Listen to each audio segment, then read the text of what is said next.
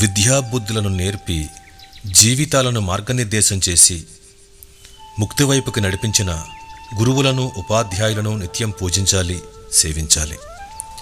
ఇలా రోజు చేస్తున్నప్పటికీ ఆషాఢ శుద్ధ పౌర్ణమికి ఒక ప్రత్యేకత ఉంది. దీనినే గురు పౌర్ణమి లేదా వ్యాస పౌర్ణమిగా పిలుస్తాం. గురువు అనే శబ్దానికి గు అంటే చీకటి, రు అంటే పారద్రోలేది అని అర్థం. అంటే అజ్ఞాన చీకట్లను తొలగించి జ్ఞానజ్యోతిని వెలిగించేవాడు గురువు.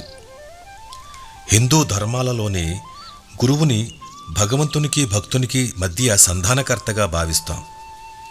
వేదకాలపు సంస్కృతినంతటినీ 4 వేదాలుగా సంకలనం చేసినందుకు మనమందరం వ్యాసునిగా పిలువబడే కృష్ణద్వైపాయనుడు మానవజాతికంతటికీ ఆధ్యాత్మిక వారసత్వాన్ని అందజేసి సప్త చిరంజీవులలో ఒక్కరిగా కలియుగం చివరి వరకు ఉండే వ్యాసుల వారిని తొలి గురువుగా భావించి వారి జన్మదినాన్ని పురస్కరించుకొని ఈ పౌర్ణమికి గురువులనందరినీ పూజించి వారి ఆశీర్వాదాలు అందుకుందాం.